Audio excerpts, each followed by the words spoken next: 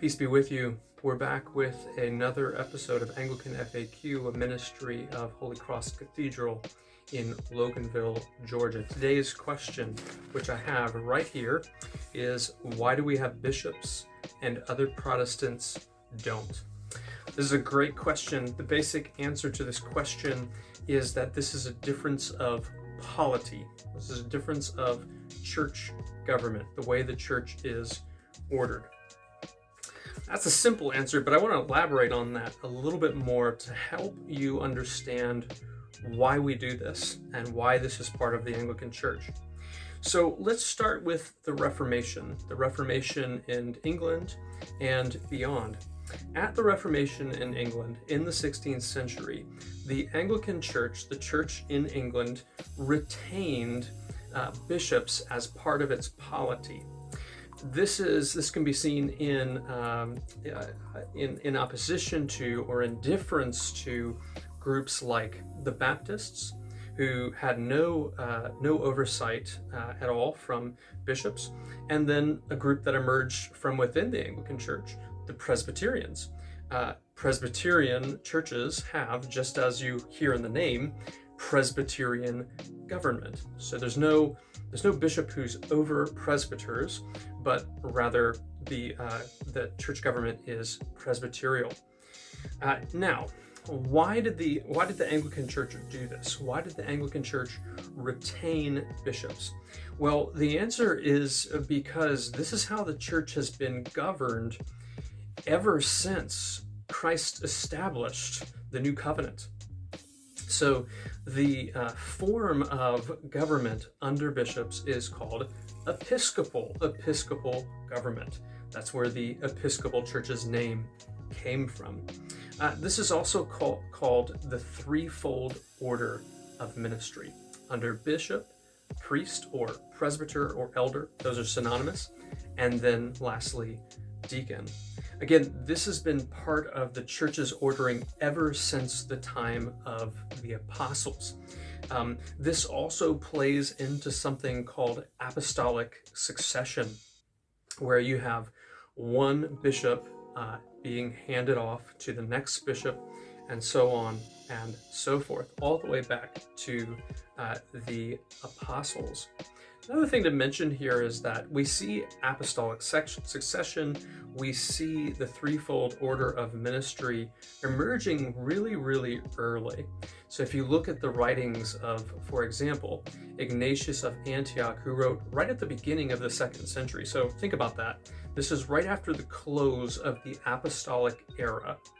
Ignatius writes, and he says, stay close to the bishop. Stay close to the bishop. So this priority of having bishops in the church was arrived at very early. And I'm convinced, certainly and persuaded, that you can see this in the New Testament itself. So if you look, for example, at the pastoral epistles, where Paul is writing as an apostle to both Timothy and Titus. Timothy and Titus have prerogatives that go beyond that of a priest.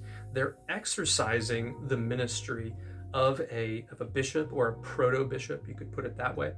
But nonetheless, we see this office emerging very early within the New Testament and then beyond it. The last thing I want to say in this short video is that not only is the threefold order of bishop, priest, and deacon, not only is it historic, not only is it grounded, not only is it how the church has been ordered ever since the beginning, it also has really good practical benefits. So even if you don't buy that, think of the practical benefits of having spiritual oversight. I talk about this in my article on why I became an Anglican, and this is one of the top 3 reasons that I became an Anglican, because I wanted spiritual oversight and I wanted a church that had bishops. So first of all, bishops are, practically speaking, pastors to pastors. You have a chief shepherd whose responsibility it is, among other things, is to pastor the pastors in his diocese, in his local church family. That is a wonderful benefit. And the thing that that does, the practical thing that that does, is to create a firewall in case there would be a pastoral crisis within a church.